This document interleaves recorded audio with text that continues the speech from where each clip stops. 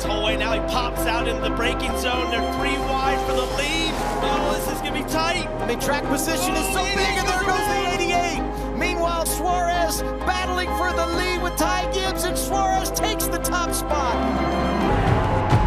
The 33-year-old from Monterrey is going to do it. Happy homecoming, Daniel Suárez. You know what I'm saying? It's like we got a demo tape and nobody want to hear it, but it's like this is South got something to say. Hi, my name is Kevin Blackistone, alongside Dr. Robert Greene II. Welcome to the award-winning podcast, Our New South, presented by the Levine Museum of the New South in Charlotte, North Carolina. The Levine Museum connects the past to the future to realize the promises of a new South. Follow the show, rate and review on Apple Podcasts, Spotify, and here in Season 3, you can watch my conversations right here on YouTube. All right, let's get to today's show. Well, welcome Daniel Suárez to Our New South. This is a real treat. We've really been looking forward to this. This is different. Obviously, we've not talked to a NASCAR driver. We've talked to some folks in athletics, but this is really a treat. So thank you for joining us. And where are you coming to us from today? Yeah, Kevin, Robert, thank you so much for having me. It's a true pleasure. First of all, let me say something to you guys. I have a huge respect for everything that you guys do because it takes a lot of discipline, a lot of patience, and a lot of self-commitment to be able to do what you guys do, you know, helping young kids to not just to learn, you know, whatever the class is that you guys are teaching, but to be a good human beings, right? Like to be trained for life. So I have always said that I was very, very blessed that I had great teachers in my life, that they gave me a lot of lessons. And again, not just lessons of the class, but lessons of life. Like how do you want to approach life? And I have always have a lot of respect for teachers. So thank you guys for everything that you guys do. Oh man, well thank you for that compliment. That means a ton. And what we hope to do today in talking to you is have you educate our audience about your journey and where you're at. And maybe people don't know, but you know, one of the things that we really want to talk to you about is your journey from Monterrey, Mexico, which is where you are from, to the United States to race cars. How did you become attracted to car racing in Monterrey? And how did you wind up just coming to the U.S. to race in NASCAR? Well, I hope you guys are comfortable because it's a long story and it's been a long journey. Let me start with saying that I don't come from a family of racing. I don't come from a family of money. You know, when I was growing up, in a very, very normal, average family. A small house of 2 bedrooms, 1 bathroom. We all used to fight to get the bathroom in the mornings. And just, you know, a working dad that he had a restoration shop. He used to work in cars for a living, and a staying home mom. You know, if you were meeting the Daniel from 10 years old, he was going to tell you that he wanted to be a mechanic one day. Once I start going to the shop more and more and more, I start to love speed as well. I start to love engines, how to make cars go fast. But at the same time, you know, I learned how to work on engines, transmissions, brakes. You know, I learned how to weld. So that was, I feel like that was going to be my path. But then, you know, one of my dad's customers, he was into racing and he invited me to go watch his son one day. And eventually that invitation became to, hey, what about if you jump in the car? And I turned out to be pretty good. And he convinced my dad to get me into racing because he thought I was very good. He actually thought I had an opportunity to drive before he actually gave me that opportunity because I was pretty good. And you know, we started into racing, and then very, very shortly after we got started, my dad started struggling with money. So I started working with the race team to be able to help to pay for the tires, for the description and things like that. So at that point, I already knew that it wasn't going to be easy for me to stay in racing for very long. But I was good and I was winning and people wanted me around. So that started to become a thing, and I really liked it, being there. I enjoyed competing. I enjoyed racing. But here is the thing that really I believe that just kept me going is because I was just different. It was almost like being a kid from a different town, because every single person, when I used to talk to the other kids, every single kid, every single one of them, but me, they were in private schools and nice schools and all these kind of things, and I was in a public school. So to the point that they didn't even know where my school was. They didn't even know where I live, my neighborhood. So at that point, I was only 12 years old, and I already knew that if I was gonna become something in racing, I was gonna have to work way harder than everyone else. And I was right. So just things were difficult, but as I started making it into the sport, my goal was to race in NASCAR in Mexico, not in the US, but in Mexico, because that was the biggest series in Mexico. And my dad had to give up a lot of things for me. He sold his business, his restoration shop. He put a mortgage on my mom's home or the family home, because he really believed that I was talented and he wanted to support me. So that's kind of like how things started to happen. And eventually made it into the biggest series in Mexico, which it was amazing. And that was my goal. But I was only 18 years old. So I was super happy about that. But then soon after that, I received an opportunity to come to the US, which that was almost like starting a whole new career, because I didn't speak English. My family didn't have any connections or any money left. I mean, they were already broken, trying to help me to get into the Mexico series. And eventually when I decided to come to the US, I prepared the only car I had. It was a 1994 Beetle. And I drove across country all the way from Monterrey, Mexico, all the way to Charlotte, North Carolina. And that's how I started my journey. And it was very difficult, because at first, 95% of the people, I mean, 9 out of 10 people were telling me that it was impossible for a Mexican driver to be successful in NASCAR, because they thought that the opportunities were not really there.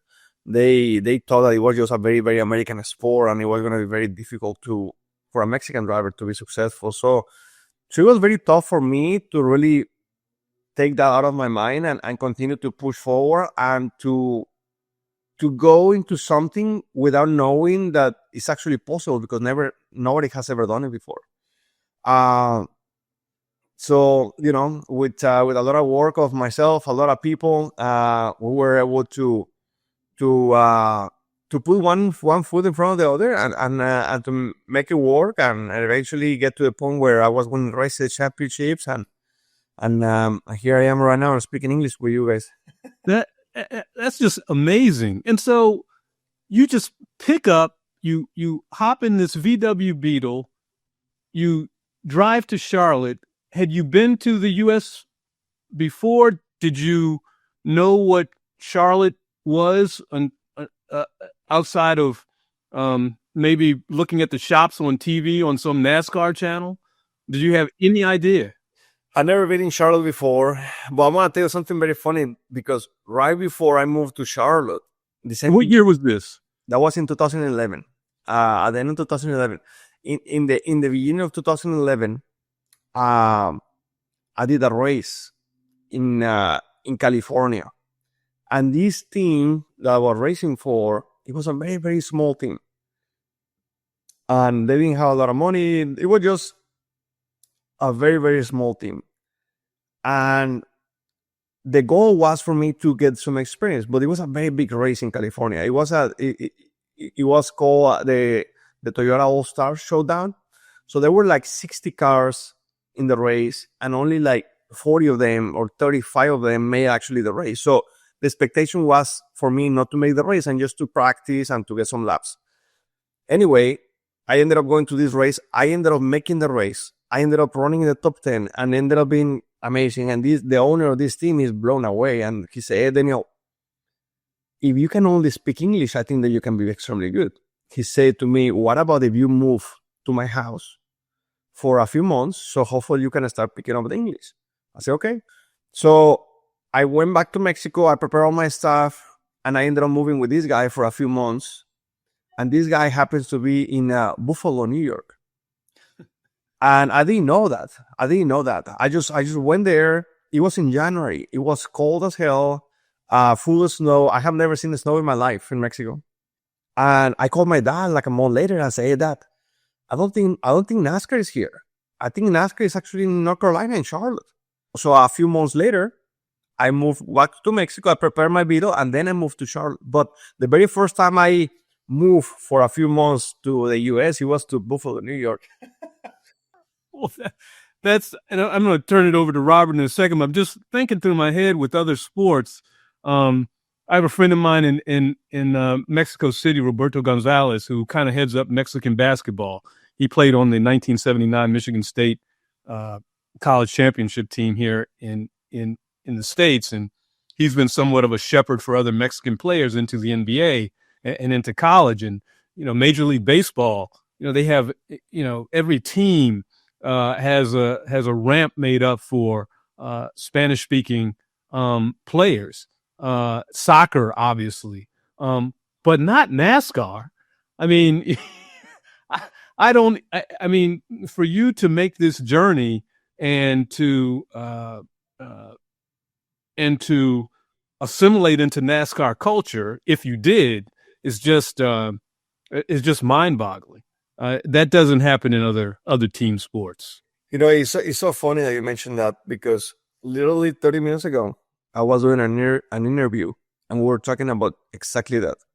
And I'm gonna tell you what I told him. Everything is about representation, right? Why you see so many Hispanics in baseball? Because there is a lot of them, right? Why you see very, very few Hispanics in basketball? Because there is not many of them. NASCAR is the same thing. Like, in my mind, the reason why today we don't see many Hispanics yet is because there is not many. But here is the thing. All it takes is one crazy person to start thinking that the impossible is actually possible, making it, and then there is a wave of things happening behind. And I happen to be one of those guys.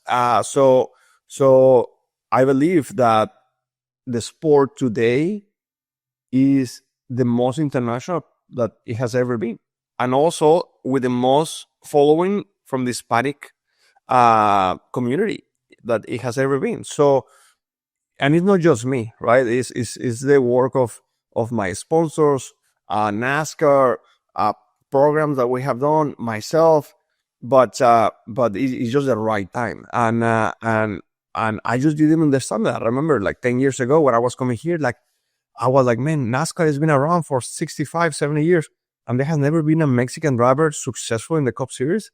I didn't understand it. So I really wanted that to be changed. And Daniel, that is a great segue to our next question. First off, like Kevin, I'm very happy and thrilled to have you on the program today. Now, I'm a native-born Southerner. I've grown up with NASCAR my entire life. I can remember some of the rivalries between Jeff Gordon and Dale Earnhardt and so on and so forth, growing up in the 90s and early aughts. So NASCAR is very much part of my blood as well. But, NASCAR has a reputation, even among Southerners, as a sport that has often attracted diehard fans who would, for example, fly Confederate flags, who may have had certain viewpoints on race and ethnicity in American society. But NASCAR itself has tried to, as you just alluded to a moment ago, try to diversify over the last generation or so. Now, you're a graduate of what's now known as the NASCAR Driver Development Program, was once known as the Drive for Diversity, of D4D. How do you feel that, as a driver from Mexico, your presence has been received by NASCAR fans? And do you feel that the sport is making enough strides to feel all sorts of fans and drivers alike feel welcome and respected? Yeah, that's a great question, Robert, because I truly believe I'm 33 years old right now. 2025, 33 years old. If I was 33 years old in the 80s, there was no chance I was going to be successful. No chance. Why? It was just a different time, right? Like the doors were not as open as right now. Like you mentioned about the Confederate flag. Maybe that was okay 30, 40 years ago. Today's not. Like we're in a different time. Like we're in a completely different time, and that's not okay, right? Like, and we have to accept that, and we have to understand that as a society, we're evolving, we're getting better, and we have to understand that to be able to get to whatever it is that we want to go, we have to be a place where inclusion, diversity, and inclusion is a priority, because that's what this country is all about, and that's why I'm so proud to be part of NASCAR right now, because I believe that NASCAR is moving the needle today internationally with Drive for Diversity more than ever have before, because these things, you guys know this, like NASCAR has been working on this for 15, 20 years. But these are the kind of things that don't happen overnight. It takes time. It takes a process. It takes a system. It takes, time and time and time. I mean, I've been racing in NASCAR already for almost 10 years. And there were many Mexicans that they didn't find out about me until 3 or 4 years ago. So it's just a process, right? It doesn't happen overnight. So, it's funny because actually I'm good friends with Pitbull. And he always tells me, he said, man, my friends in the hood, they always tell me that, hey, man, you're an overnight success. I said, man, it's funny you say that, because I've been working my ass off for 15 years to get to this point. So, sometimes just people see the very end, but it's just a whole journey that you have to do to be able to get to where it is that you want to go. You won 10 races in the NASCAR Mexico Series. You were the first non-American driver to win a NASCAR National Championship Series race. You're also the first Mexican-born driver to win a NASCAR Cup Series race, and even win a NASCAR Infinity Series race in Mexico. So you have accomplished a great deal. But how do you feel that your achievements have really helped the growth of Latino fans and drivers alike within the sport of NASCAR? I think Latinos are extremely loyal to me, and they love me. With that being said, who doesn't like winning? I haven't met somebody that doesn't like winning. And who doesn't like to support somebody that is winning, right?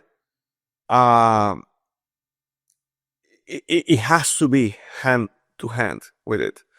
My fans, the people that support me, they love me for who I am, my background, but they love that I can be competitive, and they love that I can win races, I can race up front. Am I going to win every race? Probably not, but I'm going to give it my best shot. And that's something very important, right? Like, we all want to be in the train when we are having success. And I for me, that's very important, like I don't want to just be the Mexican driver representing the Latinos and just take it for granted and that's it. Oh no, that's it. I have these guys forever anyways. No, it doesn't work like that. Because these guys want to support somebody that is winning. These guys want to support somebody that is being successful. And I want to be that guy. I want to be different, and I want to be successful. I don't want my career to be remember just, that was the Mexican guy. No. I want to be the Mexican guy that was winning too. So it was that's for me is very important. I want to get back to something we were talking about earlier as well, and that is about your living in Huntersville, North Carolina, and how long you've been there now. You said you really hadn't been to the U.S. until that crazy quixotic trip in your VW Beetle, right? What did you know about the American South then? Did you have any concepts of it? And what have you come to learn and feel about it since? Yeah, that's a great question, Kevin. I didn't know a lot. Especially because I didn't even speak English. So I was a little bit naive in many things coming into the US. In the things that I needed to do, on the culture, on how to make a relationship with people. There were a lot of things that I needed to learn, slowly. And it has been a journey, right? Like it's been a learning process. I've been fortunate enough to learn many things, many of those things the hard way.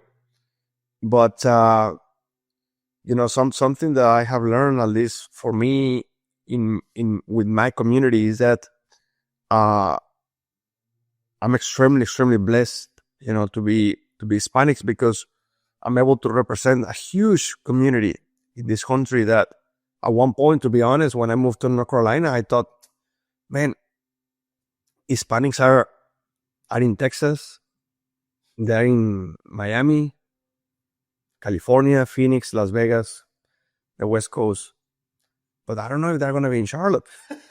and you come to find out that the Hispanics are everywhere. So there is a huge community of Hispanics here. So I feel very proud for that.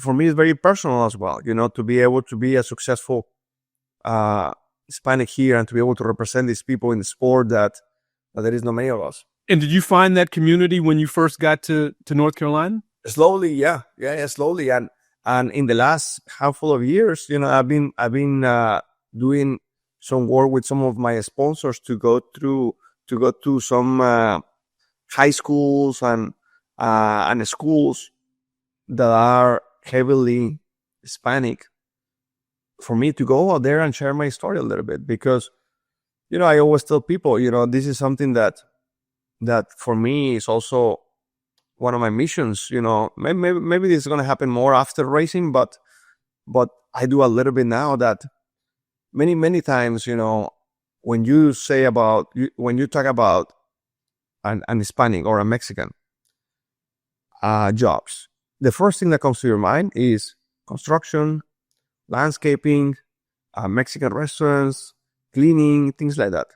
So for me, it was very important to go to these schools, to talk to the Hispanic kids, to tell them, hey, I don't know what you guys have in mind. I don't know what your parents are doing today, but I can guarantee you that your parents are working very, very, very hard to give you guys an opportunity. And if your dad is doing X, whatever that may be proud of it. But that doesn't mean that that's what you have to do. You are going to do whatever it is that you want to do and be passionate about it and work very hard for it. Because whatever it is that you want to do, you can do it. But you have to put it here. So I feel like it's part of my responsibility to be able to share this message, because I believe that I'm in a spot to do it. And moving to the South, and I assume that you didn't have any family in North Carolina. No, in the U.S. In the U.S., which makes you very even more unusual, because when we talk to people or think about people in terms of immigrating to the U.S., which you wound up doing, they generally have some family to lean on when they get here. But you came here and had no one to lean on except your own talent in this fantastic sport. So what was that like for you, particularly in the South, and as Robert pointed out, particularly in a sport that also has a certain image in this country, to get comfortable? I assume everything wasn't without speed bumps for you to get comfortable living in the South. Here is the thing: is that there is a lot of things that people that was born and raised here, they have, and they don't even think about it because they have had it their entire life. And very, very simple things like that, I had to go figure it out how to get it. For example, do you guys remember when you guys got your Social Security? No, No, right? I mean, you guys were probably kids. Well, I realized that without a Social Security, I couldn't rent an apartment. So I have to go through the system to try to get a Social Security. And I asked my dad, he said, man, I have no idea. He doesn't speak English either. So, simple things like that. It wasn't easy. So every time I was going to a shopping center, I was calling my mom. And I was with my mom for 45 minutes, trying to figure out what to buy to be able to make a home. So just little things like that, like I didn't have a grandma or an uncle or an aunt or something. Hey, can I go, crash a little bit and maybe have dinner with you guys? I didn't have that. When I was struggling, I was alone. When I was happy, I was alone. When I was crying, I was alone. So it was a process I have to go through. But at the same time, I always tell people that if I didn't have these tough moments in my journey, I was not going to make it. I always, when I was growing up in racing, I cannot tell you how many times I felt so unlucky because since my go-kart days, because I used to see all these kids with all this money and I only had the old go-karts and I used to beat them with the old go-karts, but I always thought once in a while they used to let me use the new ones just to try them. And I was extremely fast. And I used to think to myself, man, if I had those go-karts, these guys will never see me.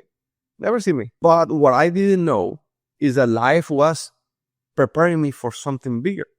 And if I wasn't struggling, I was not going to make it. I was not going to be the first Mexican to win a race. I wasn't going to be the first non-American to win a championship. All the different things that I have been able to do without the struggles, there was no way that these things were going to happen.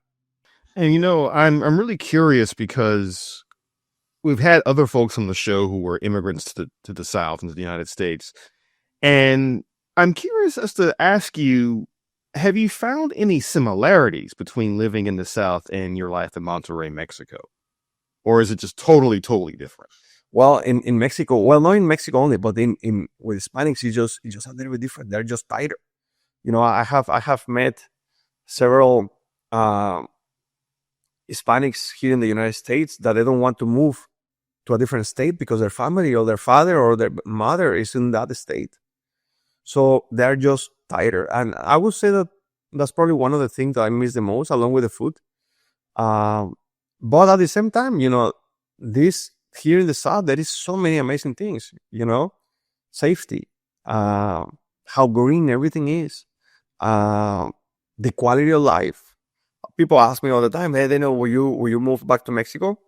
And I say, I don't think I will ever move back to Mexico, but I would love to have a place to go there often. My family, I feel like my life is here now. But I would love to have my mom come over here more often, and my friends and my cousins. But the quality of life that you can get here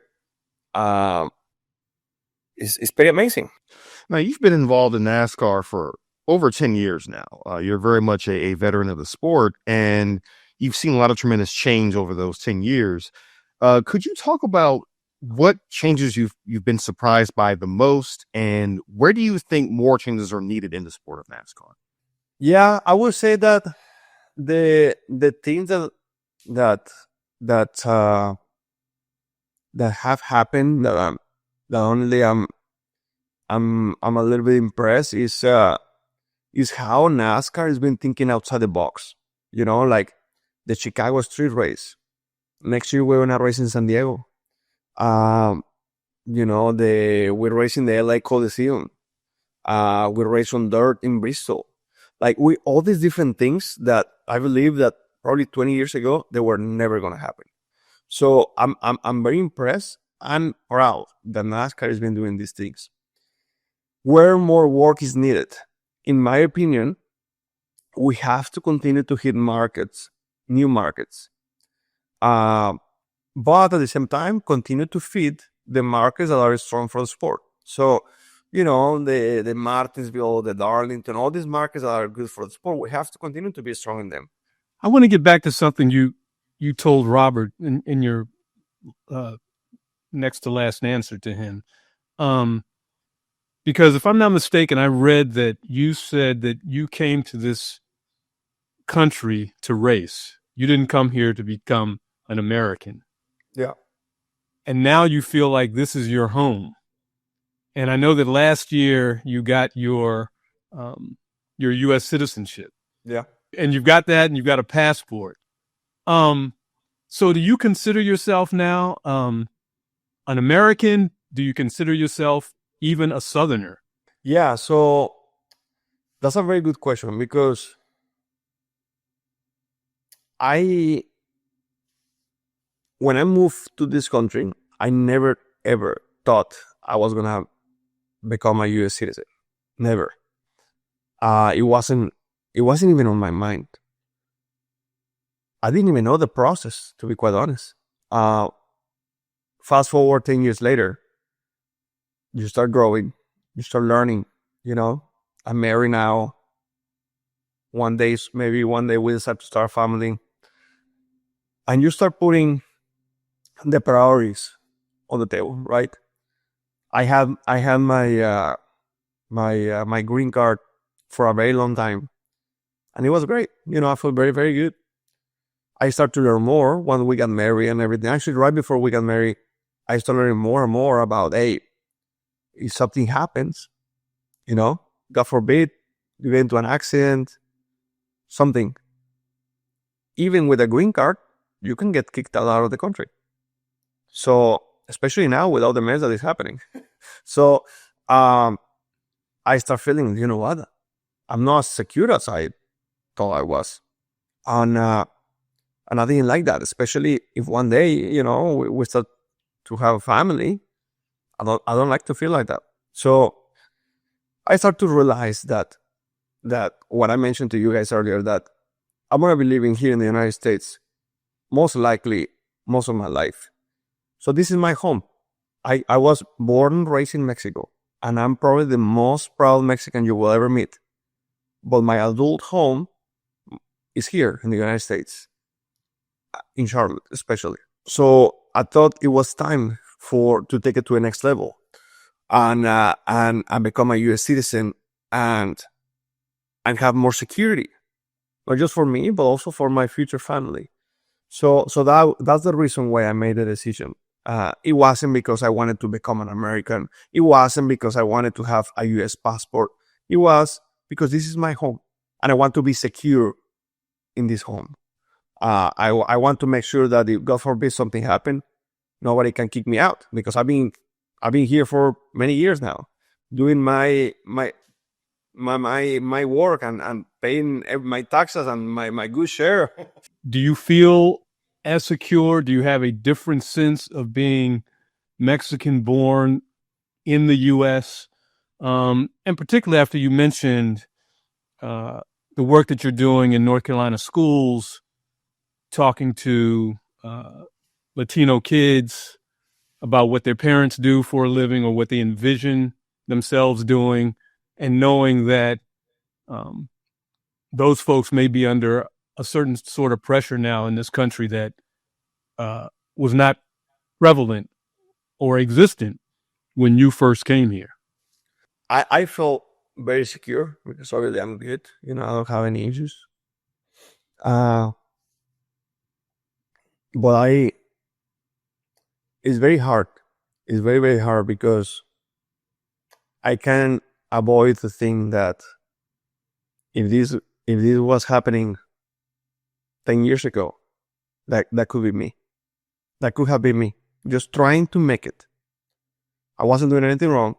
I was just trying to look for a better life, for a shot. That's all we want. That's all they want. They just want a shot. They're good people, most of them. And that's hard. It's very, very hard when you see you people, the people that you care about, the people that you care for, the people that looks like you, that speak your language, to be treated like that. And like I said, 10 years ago, that could have been me, because I was doing exactly the same thing. I was coming here with a tourist visa. Sometimes I was staying longer than what I needed, than what I was supposed to. Just trying to look for opportunity, and I wasn't doing anything bad. I wasn't doing anything bad to anyone. I was just trying to look for a shot. So because of that, it's very, very hard for me. And it's sad to see what's happening. Now, I want to ask you a question, kind of going back to your NASCAR career. And by the way, thank you for answering that question, because that's on the minds of a lot of our listeners right now. But I want to ask about your relationship to one of your rivals in NASCAR, Bubba Wallace, someone who also represents diversity in NASCAR, someone who's also become sort of an icon and important figure in the sport. Could you tell our listeners a bit about your relationship with Bubba Wallace, especially your on-track rivalry and sort of the camaraderie that you two guys have developed over the years as NASCAR drivers? Bubba and myself, we have a great relationship. I don't have a lot of friends outside the racetrack, like drivers. I can count them with one hand, and he's one of them. He's a good person. He's a good guy. I have known him for a long, long time. Actually, him and we met when I didn't speak English. So it's funny, I can even imagine what is on his mind, meeting a guy and not being able to communicate. And then now, we're close friends. He comes to the house. I go to his house once in a while. My wife is very good friend with his wife, and it's just a good relationship. And obviously on the racetrack, we have not the same journey, but he goes through some of the things. He has gone through some of the things that I have to go through. And obviously, he's very, very proud to be the face of the African American community in NASCAR, and I'm very, very happy for him. He deserves it. He's a perfect role model for that. Now, with that being said, you're someone who has been in the South for over 10 years now. You've been heavily involved in NASCAR, and we ask all of our guests the same question about their relationship to what we refer to as the New South. When you hear that phrase, the New South, what does that mean to you in particular? What do you mean with the New South?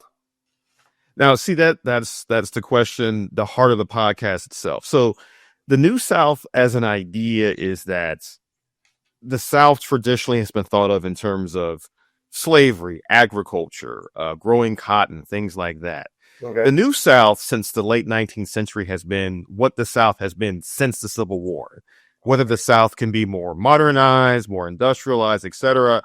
But we ask our guests that question because we've gotten so many answers about, as people who are living in the South in the early 21st century, what does the South mean to them now? And I'm just curious, as an immigrant to the South, as an immigrant to America, what does that phrasing mean, especially as someone who had very few assumptions about the South before you moved? Go to school, so here, so I didn't even learn full deep, how things used to be. But in my opinion, very similar to the Confederate flag, right? Like something that used to be okay several years back, today is not okay, and things have evolved, right? Life changes, and we have to evolve with it, and we have to learn to, as a society, to continue to be better and to continue to grow, and continue to be better human beings. And I can talk much about the Old South, but I can tell you that I'm very proud to be here in the New South with people that are Hispanics, with people that are fully Americans, with people that are African Americans, with Asians, with everything. Because in my mind, we're all the same. We bleed the same blood, and we breathe the same air. So, I'm very, very proud to be here and to be one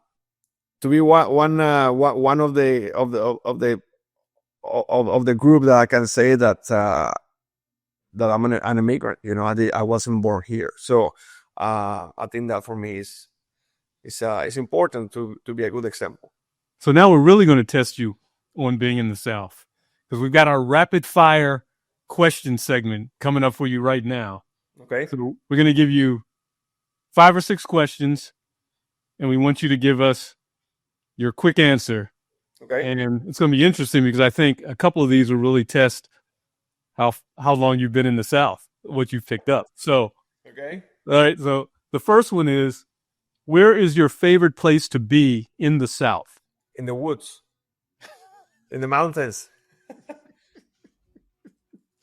Sweet tea or Arnold Palmer? Sweet tea or what? I don't know what is the second one. So the Arnold Palmer is a mix of sweet tea and lemonade. It's actually quite delicious. Okay, let's take the second one. What's your favorite Southern word or phrase? Man, this is gonna be tough because I don't know a lot of words or phrases. I don't feel like I'm experienced enough on the South. But I can remember a few. I can remember a few phrases that friends have had. Okay. But I can't remember them now. That's gonna be a tough one for me. I'm too new for that. That's second level. Okay. Who is your favorite Southerner, living or dead? Living or dead? Robert Hoffman, and I want to tell you why. Because Robert Hoffman, he used to be my spotter when I just came here and I didn't speak English. And he had a very, very, very accent. Like his accent was so difficult to understand, so difficult. And he just became my favorite person, man, because my English was none. And then I have this guy from the South that I can understand anything of what he's saying. So it was impossible. Then here you have a guy with a very, very, interesting accent, and a Mexican guy that can speak English trying to speak on the radio. It was impossible. And what is the most underrated Southern food? The most underrated Southern food, Chinese. Which is big in Mississippi. Yeah. I love Chinese food, man. A lot of people don't like it. I like it. Okay. And I've got a last one for you as a NASCAR driver or racer. Who's your biggest rival? Myself. My biggest rival is myself. I woke up every single morning. I look at myself in the mirror, and I get going, right? And then at night, I look at myself in the mirror, and myself to the mirror, and I ask, do you do your best today? Do you push yourself hard? Or there was anything left? So your rival has to be yourself. You're competing with you. And yes, you're trying to beat other guys in the process, but you have to start with yourself. And you have to be the best possible version of yourself. And trying to make yourself better every single day. If you can do that, you can accomplish great things. But focusing on yourself is key. And I guess I'd ask one more thing. Short track or super speedway? Short track. Okay. Well, man, this has been fabulous. Thanks so much for doing this. No problem, Kevin. This is a whole another insight into what we've been looking at. That's awesome. I hope you guys enjoyed. It was fun to chat with you guys for a little bit. It's like we got a demo tape and nobody want to hear, but it's like this is South got something to say. Our New South is presented by Levine Museum of the New South. Levine Museum connects the past to the future to realize the promises of a New South. To learn more and donate to projects like this, visit museumofthenewsouth.org. Our New South is produced by Next Chapter Podcast. Thanks to our audio editor, sound designer, and composer, Cal Murdoch, video editor, Justin Cortez, producers, Brian Douglas, Alexander Pineras, and Cliff Whitfield, senior producer and writer, Byron Hunter, and executive producers, Jeremiah Tittle and Frankie Abbott. Please follow the show, subscribe, rate and review on Apple Podcasts, Spotify, and watch portions of our interviews on YouTube. Go to youtube.com and search Levine Museum. Learn more at nextchapterpodcast.com/Our New South. South got something to say. Thanks for listening.